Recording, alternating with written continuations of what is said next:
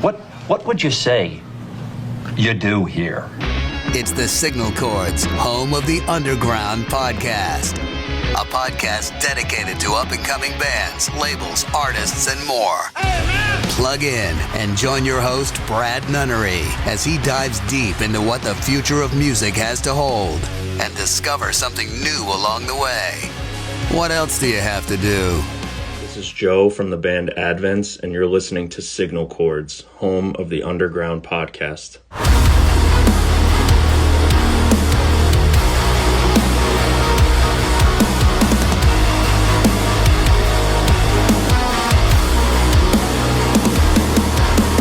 Body can't sleep as I wrestle with the sheets. Consciousness is liminal.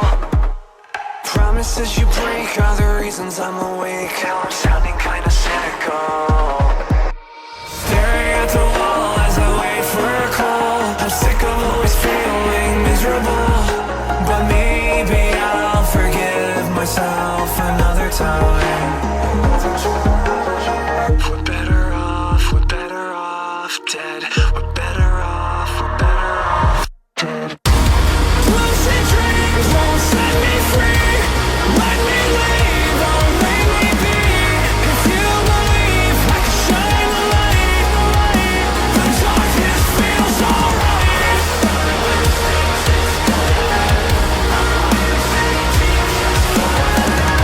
If you believe I can shine the light, the darkness feels alright. That is the latest song and music video from our friends in Advents. It is called Liminal.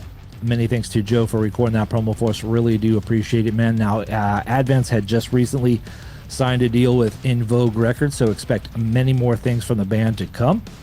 But for now, you can find out more about them at advancedband.com, or you could check out our conversation with the band on Season 1, Episode 10, right here on our YouTube channel, all right? All right, good stuff. What's up, everybody? My name is Brad Nunnery. Welcome to Signal Chords, home of the Underground podcast, Season 2, Episode 18, presented by my really good friend Jeff Small over at 1603 Designs. My guests tonight are a really killer alternative rock band based out of Atlanta, Georgia. They are called HONEYKNIFE. They just dropped their debut LP, self-titled, by the way. Really killer stuff from these guys. We're going to talk to them all about the songs, the album, how the band came together, all that good stuff. But for now, here is Stay Bored, the latest single and music video from their self-titled debut. It's on Signal Chords, home of the Underground podcast.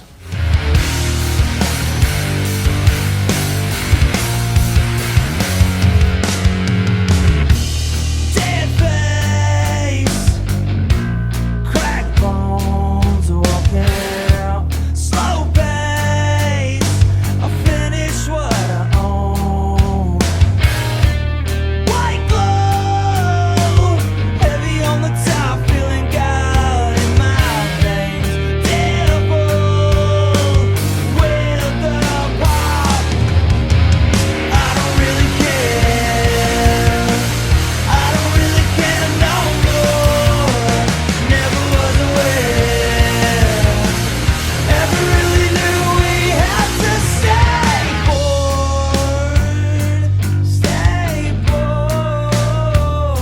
bored. Luke, Joe, Ira from HONEYKNIFE. What's going on, guys? How's it going? What's up? What's up? Hey, Brad.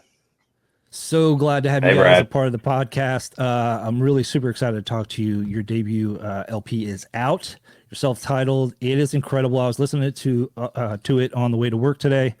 I only listened to half of it not too long ago, but I just gave it a whole listen today, and I just love how dynamic it is, how different all the songs are. And we're going to talk about some of the songs. We're going to talk about the album, all that kind of stuff. But I think I'm more excited to talk about Atlanta because you guys are from Atlanta, and I feel like we're kindred spirits because I lived in Atlanta with my wife for a couple of years. Whereabouts in Atlanta are you guys? So You wanna take I'm actually north of Atlanta. Joe Okay. and Ira could probably touch. I'm like 45 minutes north of Atlanta. I live in Flowery Branch. Oh, nice. Yep. Definitely in the city more with these guys when we're practicing because that's where they're at. Yep. Um, Okay. Yeah.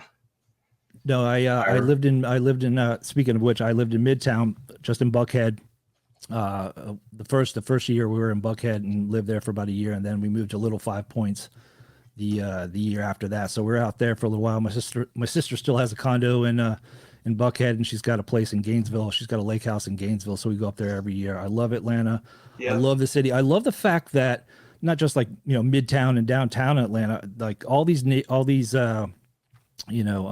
Marietta, all these other towns are just like blowing up. They're like getting bigger and like brand new, and you don't have to be in the city anymore. You know, the way that Atlanta is just growing. I think it's like over the, you know, we were there in 2007. I think we left in 2009, but when we go up there every year, it's like changing so much, right? It is. It's like growing like crazy, isn't it? Yeah, but it's and, funny that you and mentioned. the traffic is growing as well. Yeah. Have they fixed that problem yet? Probably not, because I know it was a nightmare when we were up there Memorial Day. I mean, 85 is crazy. I'm sure Luke can attest to that, coming down and then us going up to meet him as well. It's always an adventure every week for sure. Yeah. So, yeah. But I'm in East Atlanta Village, so it's like, yep. From Buckhead, I guess it would be probably 15 minutes south. So Yep. Brownwood Park, East 529, Flatiron, all that stuff. That's my near neighborhood. the Virginia Highlands and all that kind of stuff. Yeah, it's like a 5-minute drive.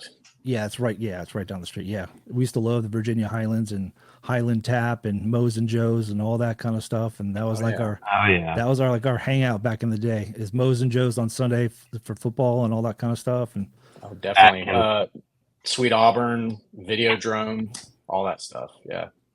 yeah, well, that's great. That's awesome that you guys are from Atlanta. So that's really cool. And you know, we're talking about Braves fans and all that kind of stuff growing up. So very cool. All right, so let's talk about the album. Congratulations on it. It came out in August, right?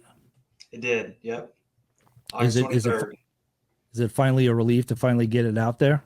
Yes, especially for me, because I've been sitting on this music for what seems like an eternity. So to finally have it out in the world is a good feeling. It's an accomplishment, to say the least. So Yeah, and I saw that you had, you know, from your bio, it said that you had recorded everything and wrote everything minus the drums, and then Joe and Ira and Gabe came later on.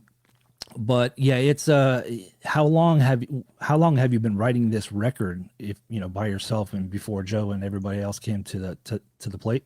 sure. So I spent a lot of time writing, but going back to one of the first songs that I had written for this record, it was Brainwashed. And I started writing that song in 2018. And, you know, they all kind of started coming in waves after that, like Wayside. I think I started writing Wayside in like 2019. So some of them are like 5 or 6 years old. But, Yeah. you know, the rest of them kind of within the past couple of years. Yeah, and that's it's funny because it's brand new to us, and you know, you've been working on it for years, and you're probably already ready for new material because you've had these songs already like done and over with, and you just want to probably move on and get a new record going to finally get out there. But you got to let that process, you know, take its place and let people know who you guys are, right? Absolutely. You know, there's still a part of me where I love to listen to the record, and you know, every now and then I'll throw it on, and it's nice to listen back to it. But there is the other side where it's like, okay, I'm ready for new stuff now. So yeah. Yeah, and we just played Stay Bored in the intro of this podcast, and you know, I love this song. I mean, I love all the songs, but like this song stands out to me. This song is like the classic song that you would hear, you know, in the 90s, but like more revamped to where it's, you know, it's more up to date than, you know, than in the past. So I'm not trying to, it's not a dig on the 90s kind of a deal. It's definitely upgraded, but it just has that nostalgia feel to it, and it just knocks you in the teeth. And I just love the drums and bass to it. That's what just gets me right there. Let's talk about that song and how that song came to be. That's awesome. Yeah. Stay Bored was one of the songs that kind of came later in the writing process, but it was sort of like a riff that started as this, and then it kind of morphed into another riff and then another riff, and then it kind of landed where it was to what we all know now. So I remember writing that song, and I stayed up all night writing it, and because I was like, I have to finish this, I have to stay on it, I have to do it. So, but also that song kind of, at least guitar wise, I would say, I kind of just was having fun being quirky, trying new things, and lyrically too. And I told myself in the writing process, I'm not going to put myself in a box. Just let's see where I can go with this, you know? And I think it ended up in a good spot. Yeah, it's an incredible song, and the music video is awesome. It's DIY, but it's to the point. You know what I mean? You can tell that you guys just put some stuff up, and had some what is it, oranges or tangerines or whatever. Oh yeah, grapefruit.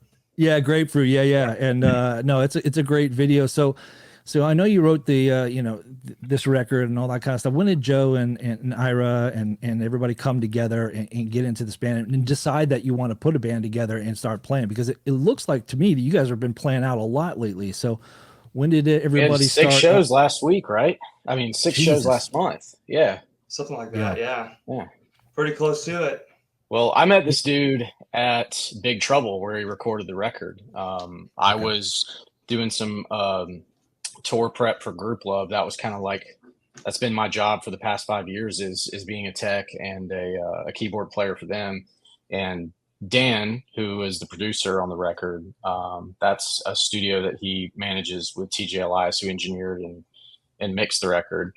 And so I was kind of like loading in that night, and I guess they had just gotten finished up because I had not even seen Luke in there. We were kind of like passing ways, And I think I heard Wayside in there. And usually TJ and Dan, they kind of do more eclectic kind of indie rock stuff.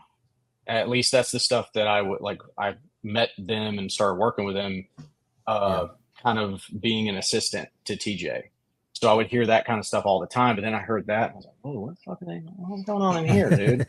Right, and so I was like, what do you... Before I even got out of my mouth, he's like, "Oh, Joe, you're here. Listen to this, dude." Oh, right. I'm like, dude, this is fucking great, man. Yeah. And we kind of left it at that. Got back to my work, and then a few days later, when we were loading out, Luke was in there packing up all his guitars, and we kind of just gelled over Gibson guitars. I was like, "Wait a second, what you got going on over there?" So we just kind of nerded out because the thing is, the joke with TJ and Dan is they always like Fender guitars, and I would always give them shit about never using Gibsons. I'm like, see, that's what you need to be doing right there. I'm like, you didn't tell him no, and just it made a joke out of it. But yeah, sure. I'm gonna say something funny real quick. This was November 7th at 9 p.m. This is a text message from Joe. It says, Ben and Dan work with this dude named Luke at the studio. Gibson guy shreds hard. Songs have a puddle of mud thing going on. He was at that. So that's like that was before I even met Luke, that was my initial, introduction to the fact that he was doing anything at all.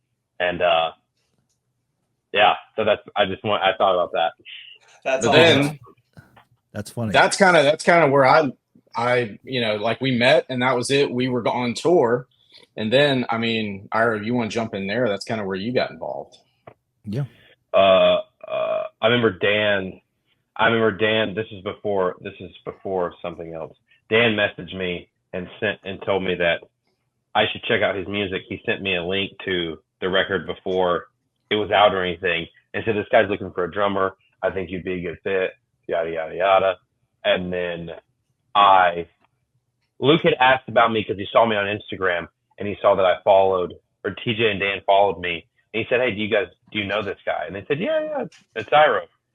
So I guess they put me in contact, or Dan sent me the music before I talked to Luke, but Luke had already known who I was. I'm assuming that's the case. Then I reached out to Luke and said, hey, dude, this shit's badass. Let me be in the band. Yeah. No, that's awesome. That was it. How did Gabe get into the mix as well? Luke. Yeah. Speaking of Gabe, he is getting married this week. So.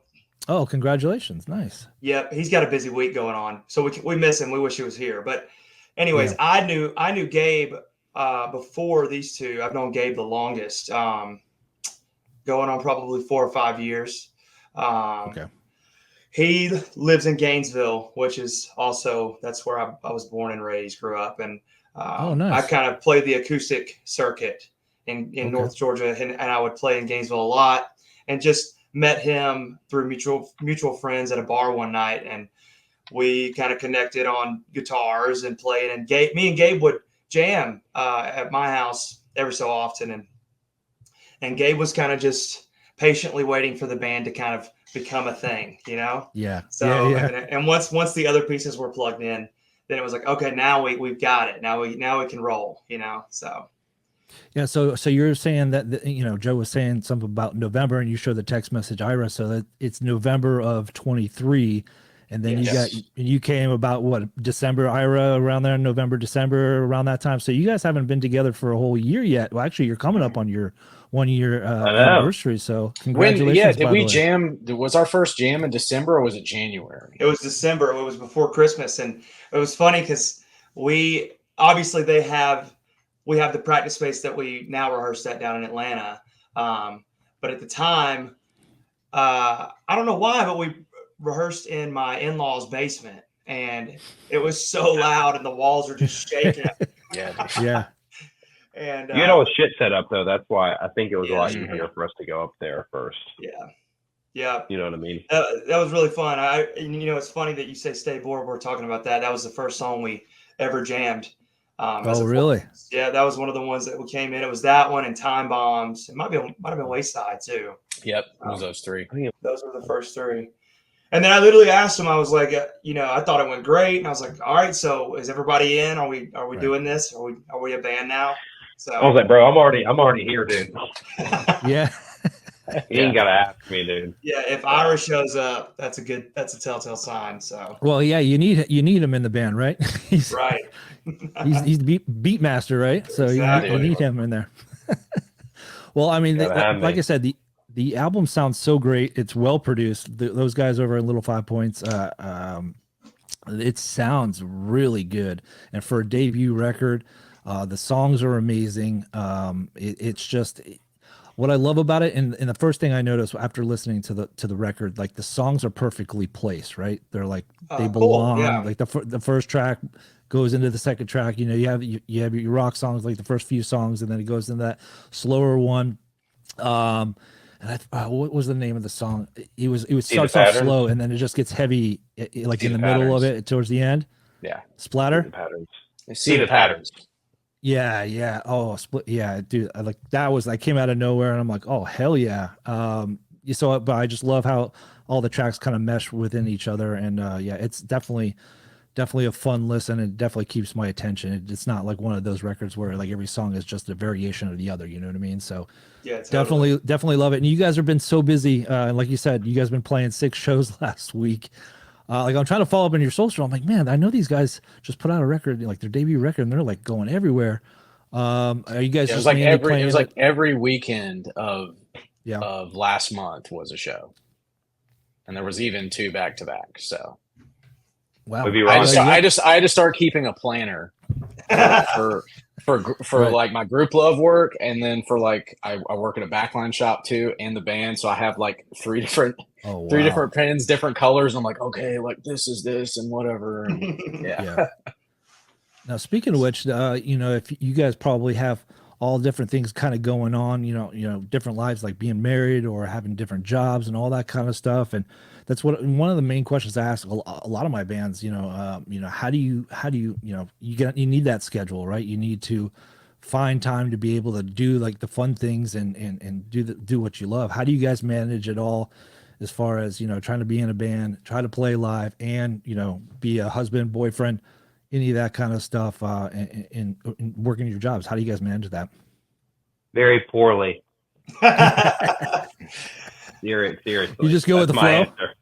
Yeah, that's such a bad answer. We were literally talking about this earlier. I think we were talking about it last night. Right. Every decision, at least speaking for myself, it's like every decision I've made in work and, you know, anything else in my life has been aimed towards music. It's like, can I do music while doing this. That's always the overarching thing. You know, that's the long game. So everything's got to fit into that. And sometimes sometimes it's not pretty or whatever, but like that, if you keep that as your, kind of your rule number one, you can kind of keep a straight path, Yeah. Add to that on top of Joe's real quick. It's having a full-time job. I don't have a partner or anything, so I don't have that. I don't have to expend energy in that category of life, but having a full-time job, I have to have a full-time job, because if I don't, then I don't have a life or get to play music or anything. So it really doesn't, like, I say it all the time. It's just how it goes. I mean, I don't have the luxury. None of us have the luxury of not having jobs. So we all have to work. So I don't even think about it. I try to control my stress as much as I can, but it just, this is how I have to get it done to do what I have to do. So you try to cut, if you can save some bandwidth in different areas of your life, you try to bring those closer in, so you have more reserve for band things or for work things. You just kind of have to cut out a lot of noise and be like, I just want to play music. I just want to be in a band. That means I probably can't do this and I can't do that. You can't have it all. You know what I mean? Right. Can't have your eight. Sure. You have to make some sacrifices, right? Yep. You have. I mean, it's anything worth having is requires something. So it's just kind of like, this is my life, and it's been this way my entire life. So I don't really know much else. Different. I think same thing for all of us. We've all worked and been like, well, I have to be in a band, so I have to have this kind of job and I have to have this kind of schedule, or I'd like to have these things, and it's just, what else am I going to do? Yeah. Yeah. Yeah, absolutely. Yeah. It's it's the same thing with this podcast. I have to do it at 8 o'clock at night. You know what I mean? Like you have to make time to do it. It's a true passion. It's a true love, playing music and wanting to get paid to do it and live your life and doing that. And that's awesome. And, I get to do this podcast and talk to you guys at 8 o'clock at night, but I'm sacrificing hanging with my kids, but it's only once every couple of weeks. So, you manage it and you be able to do it. I mean, I honestly, I wish I could interview, 7 bands a week. You know what I mean? It's just like one of those things where like, I have to manage my time and my expectations as far as, what I can do and my output without burning myself out. Right. Totally. You want to be a good dad. You want to be a good dad too, and a good partner to your wife. You know what I mean? You don't want to, your priorities are, you have to have them sorted, especially with something like that, with children and, Yeah. So that's totally. Absolutely. You guys had a record release show in August 23rd, right? And one of the cool things I saw was you guys had your own beer. Is that what I saw? Like I was snooping on your Instagram page, and I was like, holy shit, you guys still have cans at the house, or as a commemorative He still got mine at the house. I didn't even. I forgot to take. Oh yeah. God damn. Courtesy of Still Fire Brewing. There's a little plug. That's probably there they are right there, dude. Oh hell These are actually filled with water, so they're a little squishy. But I filled these with water so that way I could just keep them out, not have to keep them in the fridge. But yes. Oh yeah. And I did drink Joe's beer. I'll get you some more though. You didn't give me mine either, bro. So you probably drank mine. That's 8. I'm trying to convince them. They actually sold out. I'm trying to convince them to do some more. I want to do a second wave of them because they sold out in like over that weekend. So I think everybody enjoyed it. It was cool. We did the collaboration with Still Fire Brewing out of Swanee, Georgia, and so kind of going back to the job thing. I juggle. So how I make a living is doing the solo acoustic gigs. I go out and play. Oh, do you? And I've been playing at Still Fire for probably close to 5 years now. On every other Sunday, kind of. It's I'm there. I'm playing. So 3-hour gigs. And over the years, I've made a lot of friends. It's like a family thing, and love everybody that works there. So huge shout out to those guys. I was surprised that they agreed to do it, but it was kind of one of those things where I was like, can we do the record release show here? And they were like, yeah, absolutely. And then I was like, how would you guys feel about a beer collaboration? And they were into it. So it was super fun. It was a great process. Yeah. It wasn't the first time I've seen bands do that. Let me see if where is it?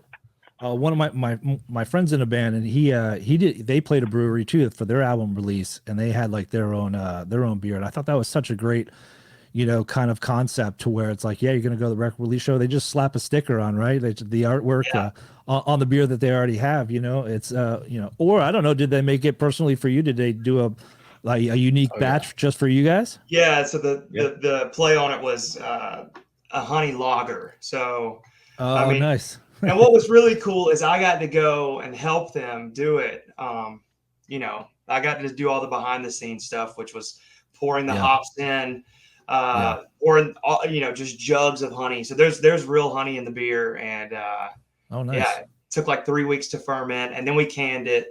So it was a whole process. It was really cool. I'd never done anything like that before, so that was awesome. Yeah, that's pretty badass when you can say, and then you have something for the rest of your life. You're like, hey, we have our own beer. Exactly. That is if I don't drink them all. So. I'd be in trouble. Yeah, if I that's have the my own running beer, joke. Yeah. Yeah, and filming all the the steps and stuff was cool because I've never seen like beer get mixed, like the flavoring and all that stuff together. So it's pretty cool to watch as well. There's a lot of piece out of it.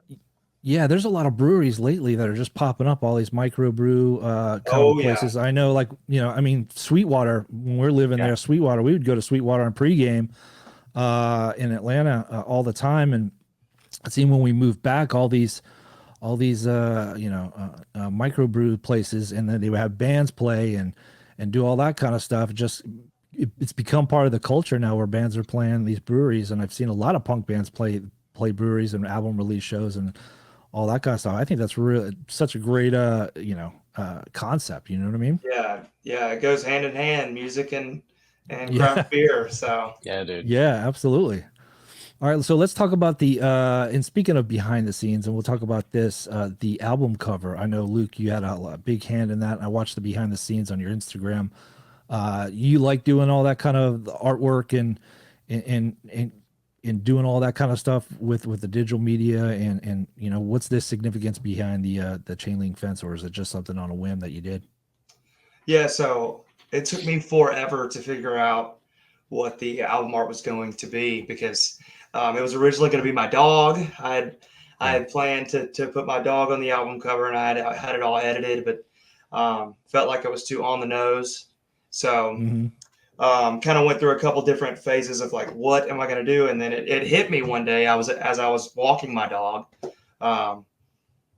the chain links. I was walking, down the side of the street, and I'm passing all these chain links, and I don't know, for some reason that just kind of grabbed my attention, and so I thought it was really fun. I thought it was kind of simple, and and I enjoy doing that kind of stuff. Editing photos. I make our flyers for shows and stuff too most of the time.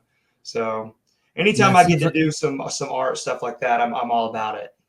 Yeah, it seems like being in a band nowadays, it's more than just playing instruments and writing and recording, right? You have to be social media gurus. You have to learn, what a PNG is and what a file is, and save things and put things here and there and try to make everything look good. It's such a pain. Yeah, it's like a full-time job, man. You need to when you guys get huge and selling out arenas, man, you get somebody else to do it for you, and so you can just play, right? So, right, exactly. We're also t-shirt salesmen. Yeah. What else are we?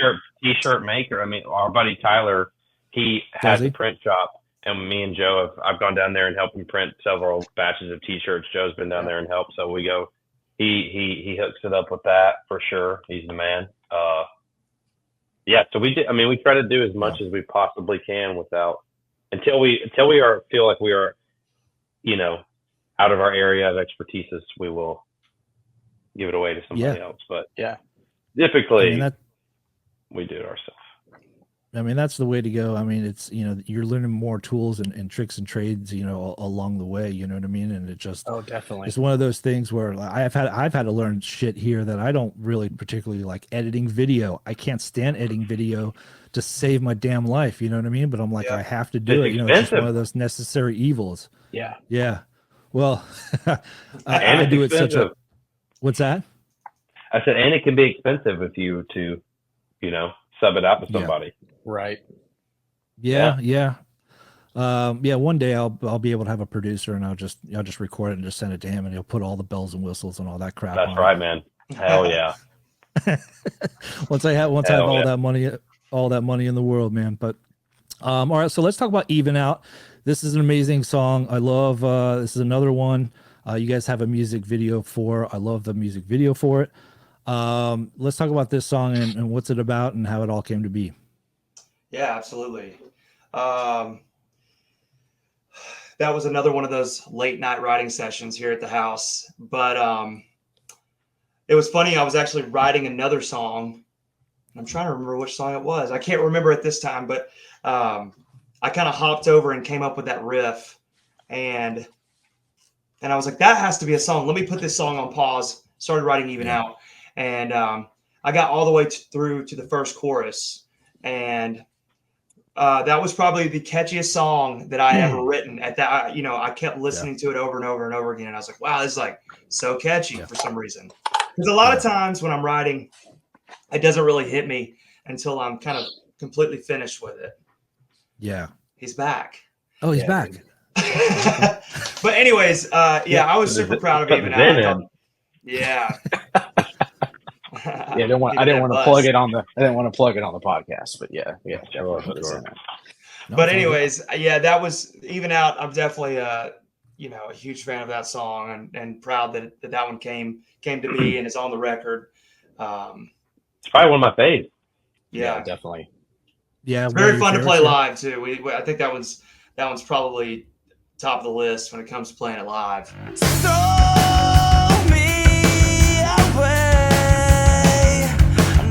Remember the miracles clearer. How do I know? So away that I never really cared. I feel the need to be inside of a prison. I'm forgiven. Yeah, she can feel me in the morning when it's pouring down rain. Yeah, I can carry her on my shoulder.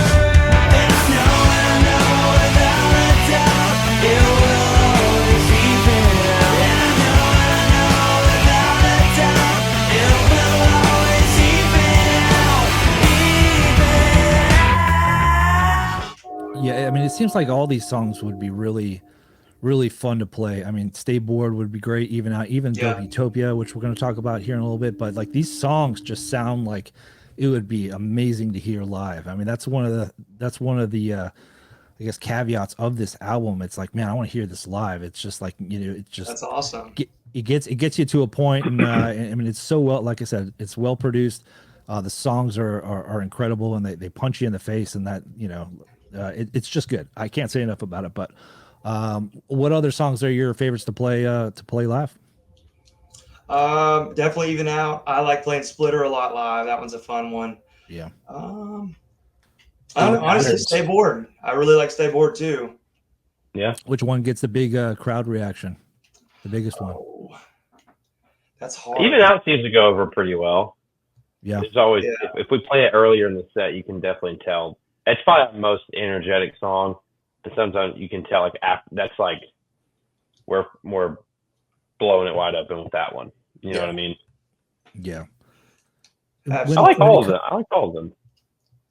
Yeah. Brainwash. Also, I feel like Brainwash is a super strong song to play live. The last song on the record. That one always goes over pretty well. Well, it just seems like, there's what's that? Let's say See the Patterns is fun. It gives everybody a little bit of a break, except for Luke.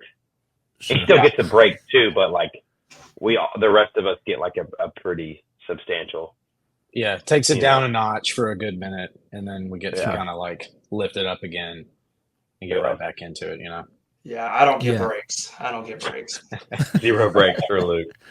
Well, that's what you get for being the front man, dude. That's right. There's no time off on there. Do you help these guys set up? You guys help with help Ira with the drums and Joe with the bass and everything? Or do you got lead singer syndrome? He's just yapping, bro, the whole time. All the time. We got a sound check. He's like, dude, I don't know. I haven't set up my stuff yet. I'm like, here we go. I'm usually we did come to the rescue for the Masquerade show at Altar because you double booked. Yeah. And, then I was like, yeah, dude, we got you on that, man. We're not going to. We set up all his gear. Yeah. It was really just so me and Joe could sound check riffs. That was all it was. Yeah, just so we could shred a little bit. Yeah. That's all it was. Yeah, long story short, we had a gig offer to go play the Masquerade in Atlanta. Yeah, it's big. And I technically double booked the Masquerade show, yes, but I had an acoustic gig booked, and it was a private event. And the client had already put a deposit down, and I couldn't get out of that. I had to make it work. So luckily, yes, Joe, Ira, Gabe came to the rescue and set all my stuff up for me. And I'm literally running into the venue as fast as I can. You were good though, because we were still like on time to do like an hour-long sound check. Like we had the longest sound check. We had the most time. So we kind of like over anticipated our time. And I was talking to the sound guy and be like, hey, he's going to like run in here at the last minute or whatever. But then, you show up, you're like, all right, where's the venue? Because Alter's still like a pretty new venue.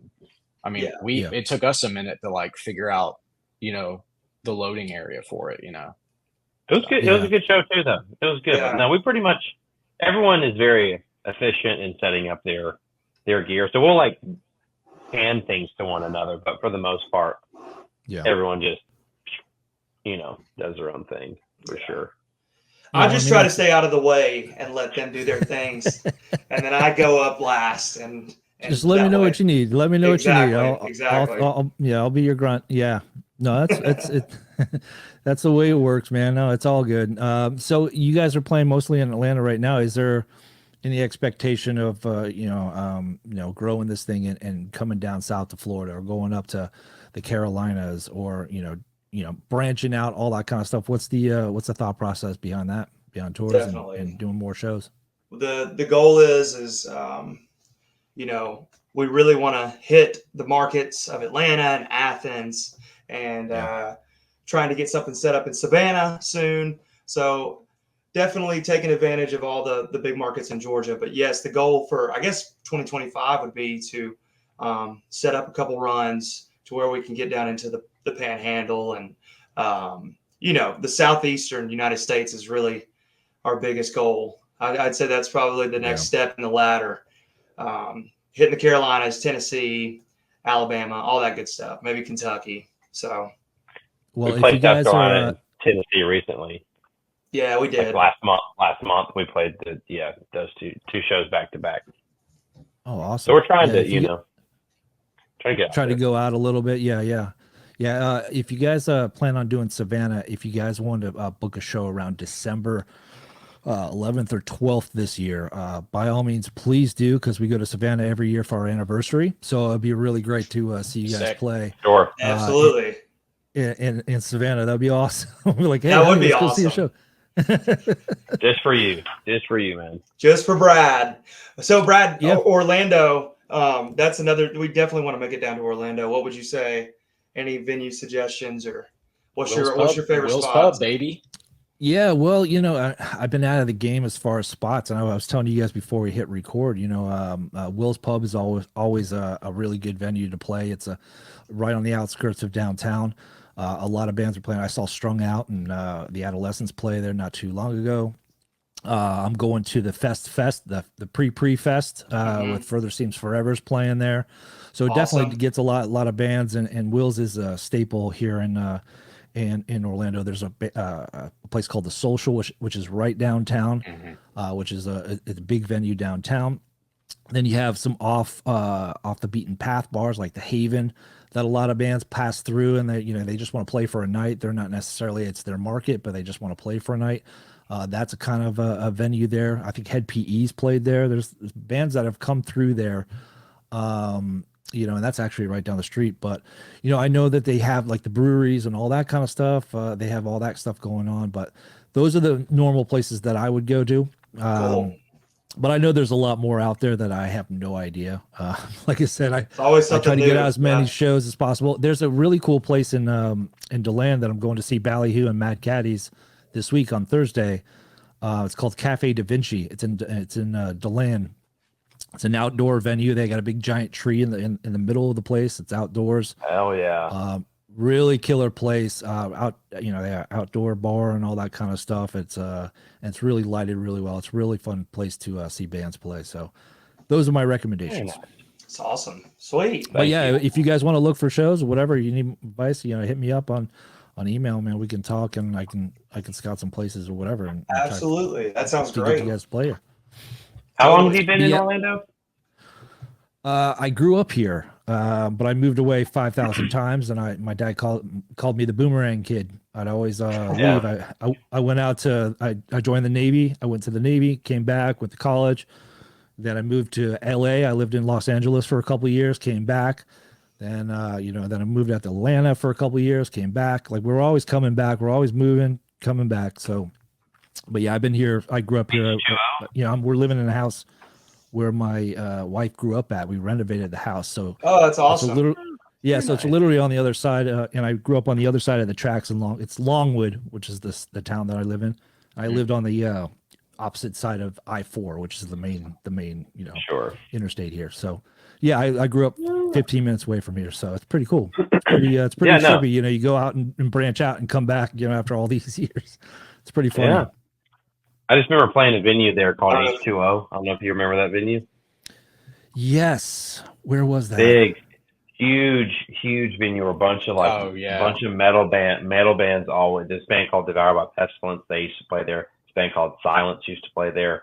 Way. Saw a bunch of big ass tours come through there. That sounds so familiar. I have no idea where because there's those places, and the unfortunate thing about like nightlife and bars, they change their names so many times that you can't even keep up. Like H2O probably could have been, Ace Cafe or the Edge back in the day. Like I have no idea.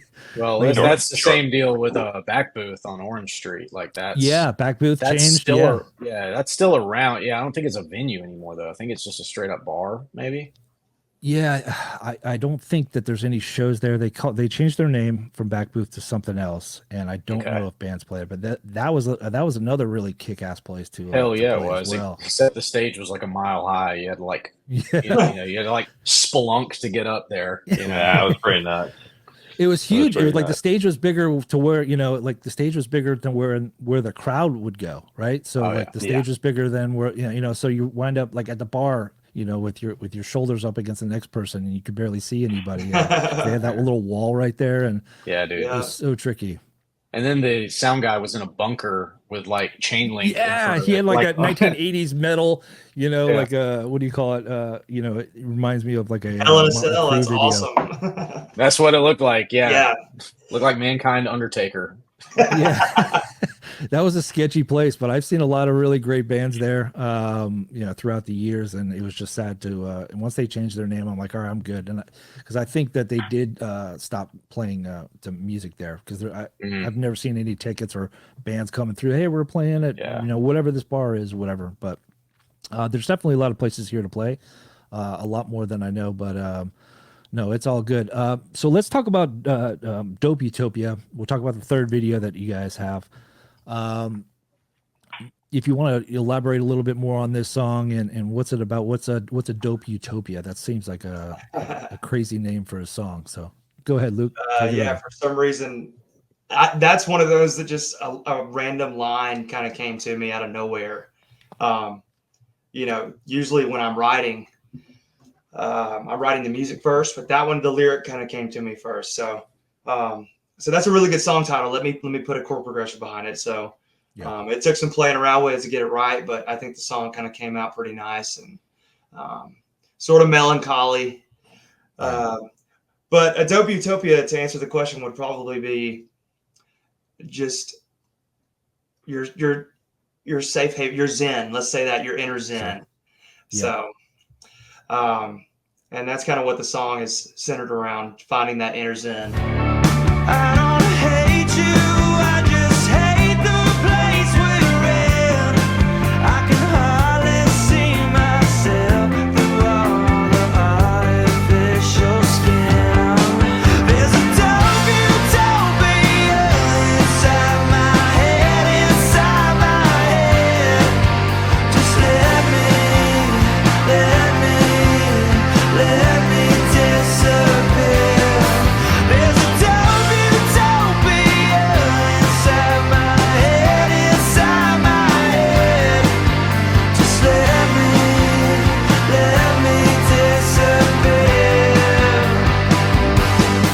guys enjoy the music video process, or is it a pain in the ass, or do you guys actually really like it and find it's necessary? What do you say, Ira? I like it. It's good. There's some good. There's some bad. He's never done it. Because this is his first time ever doing it. Yeah, these are when it's the summertime, dude. Doing them in the summertime is rough. No, I mean pretty much. Well, for Stay Bored and Dope Utopia, they were both shot out pretty much, in buildings with no air conditioning in the summertime. We were sweating our asses off. Yeah, and, yeah.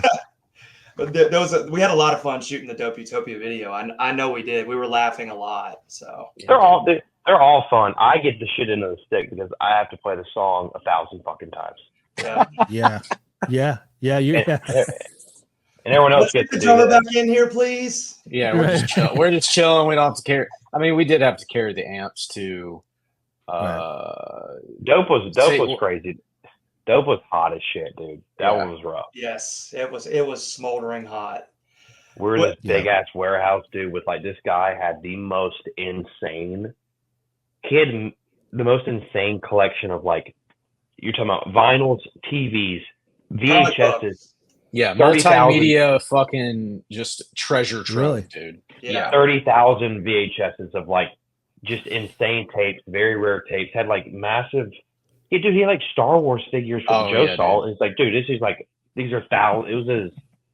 Dude, yeah, he had one of those glass display cases with Return of the Jedi toys, duplicates of a bunch of shit.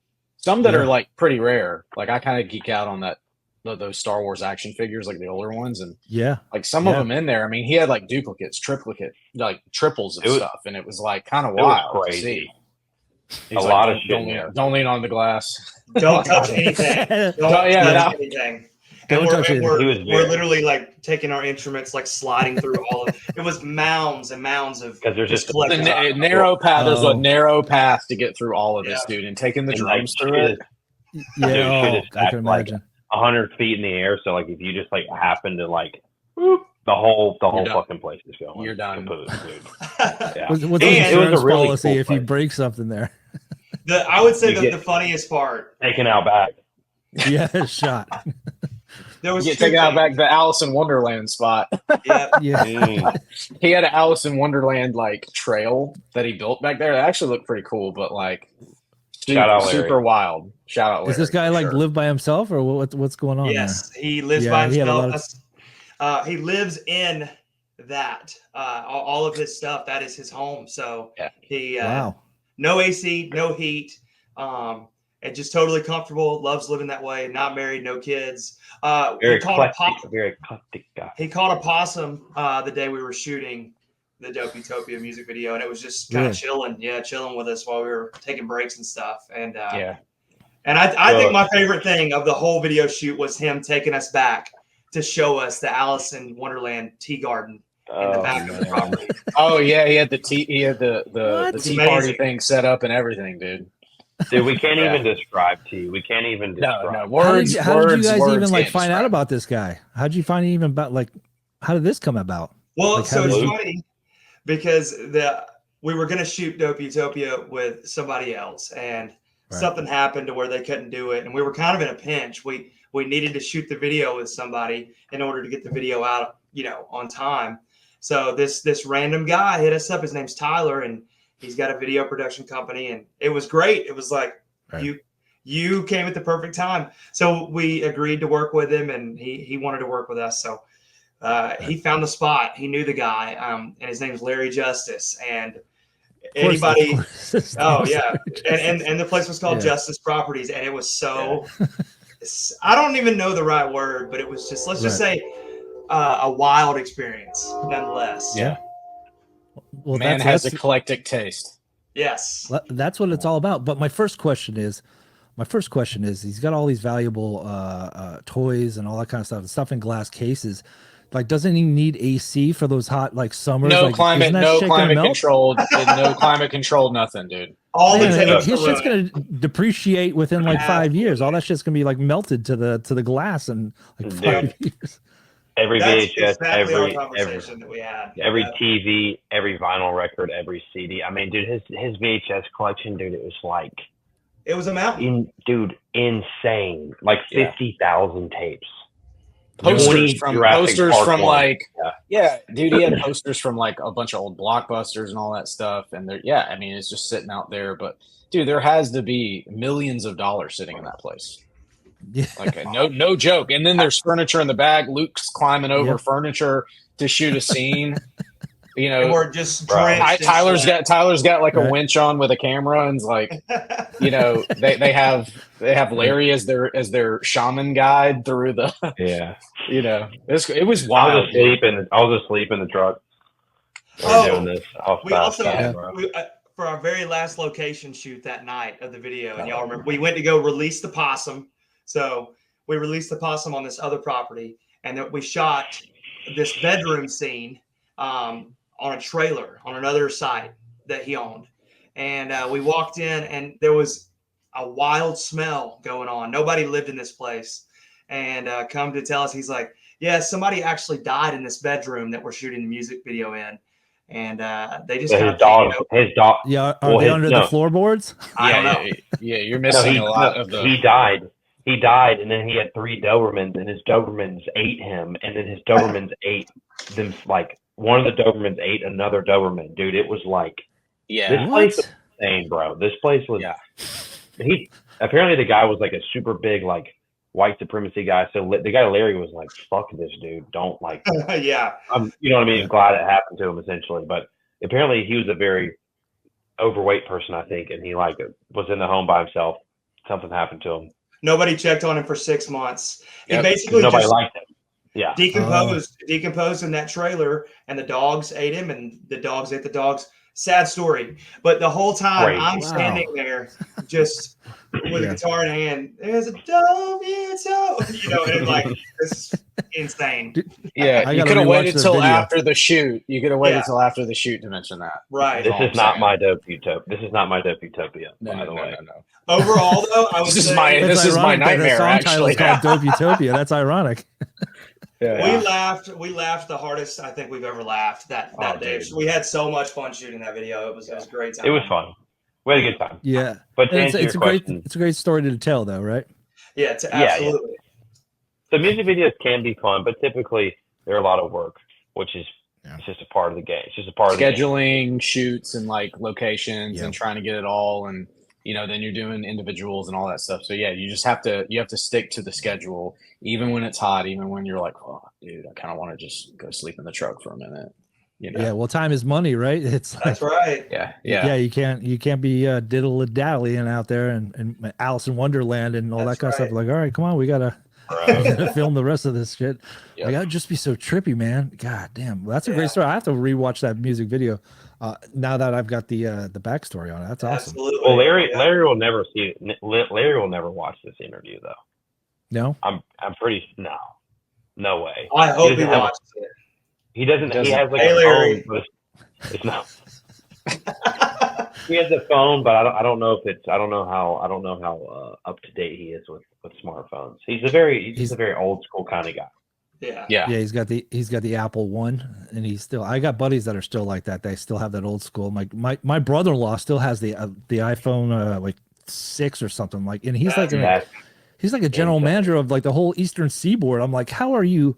He's like a sales manager. I'm like, how are you like getting through your life? He's like, it still works for me. So I'm surprised they haven't what do you call it when they're like decommissioned it or whatever. Well, or like they throttle it because of all the OS updates. Yes. I mean, I'm sure you can still make calls on it, you know. So. Yeah, I don't even think he updates it because I think that's what screws you is you update it. Yeah, totally. They purposely do it. So he's like, nah, screw all the updates. You know, he probably missed like 50 updates in the past. That's amazing. More than I would love to see what that phone looks like, honestly, and how it runs, because you know it's like a time capsule. You know? Oh yeah, it's still the one that like slides. Like you still have to slide with it, like your thumb and shit. And then I'm like, dude, like how are you doing that? You know, like, but he's like, He's like, it works for me. You know, like I don't. He's not like on the internet kind of guy. He's not a, you know, he's just a sales guy and all that kind of stuff. He doesn't really need the bells and whistles and the apps and all that kind of stuff. So I mean, it makes sense if you're not that type of person. But type of people with, you know, being in a band and having to update your social medias, or me doing a podcast, those things don't, you know, you need those updated phones, right? So. No, but guys, thank you so much for joining the podcast. So what's next for Honey Knife? What can people expect for you guys? Are you guys going to release another music video? Are you going to release another single from it, or what's the latest with you guys? We're talking about doing another music video. We think we've got one more in store for the, you know, we can pull one more out of us. Well, I'm not going to tell the song though. We're gonna let it be a surprise. Okay. But we're also we're talking about writing some new stuff. We jammed a couple new riffs the other night, so that's cool. I think the songs are well on their way to becoming, you know, demoed and stored for album number 2. So it's all a work in progress. Worked into the live set too. We made, you know, we did some covers. Ira? We did some covers sometimes. Can you hear me? There you go. I said, with some of Luke has some songs that he didn't make the record that are still fully demoed out for the most part. They weren't recorded, but they're all like full demos. So we might revamp some. We may just rip some the way they are, just to kind of add them to the live set. So if anyone comes to see us live, we will maybe have some unheard songs in the set that could eventually be released, but just sometimes we just want to play all originals and not have to rip any covers, you know? Yeah, no, absolutely. And when's the next time you guys are playing out? Where's the next show? Where can people see you? We're actually playing 1 week from now. We're playing on a Monday night, September 23rd at Smith's Old Bar in Atlanta. Oh yeah, Smith's. Yeah. I know Smith's very well. That'll be our first time playing at Smith's. We're opening up for this band called the Likely Candidates. Is that it? Or I'm sorry, the Unlikely. Unlikely Candidates. The Unlikely Candidates. Yep. So. Nice. Very excited for that. That should be fun. Heck yeah. All right. Well, where can people, you know, we talked about merchandise and t-shirt salesmen and all that kind of stuff. If bands are just now discovering you guys, where can they go to check out your merch and all that kind of stuff? Is it your Instagram feed, or do you guys have a website that people can check out? And we've got a merch store. And I think it's HONEYKNIFE.store. So nice. We've got t-shirts, we've got a hat, we've got some stickers. So go check it out. Absolutely. We'd love for you to buy a shirt or something, or just come to the show and buy a shirt. Yeah. Come see us. Yeah, absolutely. Yeah. Any plans to put it on wax, to, as they say, put out a vinyl, or is that kind of it's OT Dubs. Yeah. On the way. I just got a comment. So today, before we got on this podcast, I just okayed the test pressings, and they are currently. What's Joe got there? Is that the test pressing? Oh, hell yeah. Nice. I just listened to mine last night. Sounds good. Sounds great. Very excited for that. That they should be, hopefully they'll be ready by mid-October. So, okay. And they'll be ready to purchase. Yeah. All right. Well, let me know, man. I'll be first in line for it, for sure, dude. Absolutely. We'll send you one. Oh, hell yeah. No, that'd be awesome. But what's that, Ira? Are you about to say something? No, dude. I mean, you have an entire record collection behind you. You can just. I know. Wow. Oh yeah. So yeah. What you got in there? What you got in there? Let's see what I can pull out here. Pull a random one. Just pull a random one out. Just pull a random one. And we got the Fragile one there. Downward Spiral, maybe. Teenage Bottle Rocket, Stay Rad. Nice. All right. You guys like punk rock? A little absolutely. That's awesome. All right, let's do another one. All right, this one's special to me because I'm a huge fan of this band, and this is the first band I've completed my vinyl collection for, and it was the first. This wasn't the first vinyl I got from this band, but this is my last one. A band called Orange 9mm. Nice. Back in the night, little rap rock back in the '90s, punk, all that kind of stuff. But yeah, so the reason why I got into vinyl is because is the pandemic. And I was like trying to figure out, like Orange 9mm started putting out like merchandise and stuff. And they've been broken up for like 20 years, like 15, 20 years. They started putting out stuff. And I'm like, I want an Orange 9mm shirt. I used to have one back in the 90s, right? And so I'm like, all right, but I have to buy the vinyl. I'm like, and I have like 3,000 CDs. And so I'm like, well, I'm not a big vinyl guy, but I'll buy the vinyl just to get the shirt. And then once I got the vinyl and I got the vinyl in my hand, like the light bulb, it was like, oh, and it's like it's been all over since then. And like now it's like an addiction, like crack cocaine. So awesome, I'm with you there. Yeah, it's I can't get enough of it, and I like supporting bands, and any band that comes on, and you know, any band that I'm supporting put out a vinyl if I can afford it. I'm all about it, man. So, but yeah, best of luck to you guys. I love the record.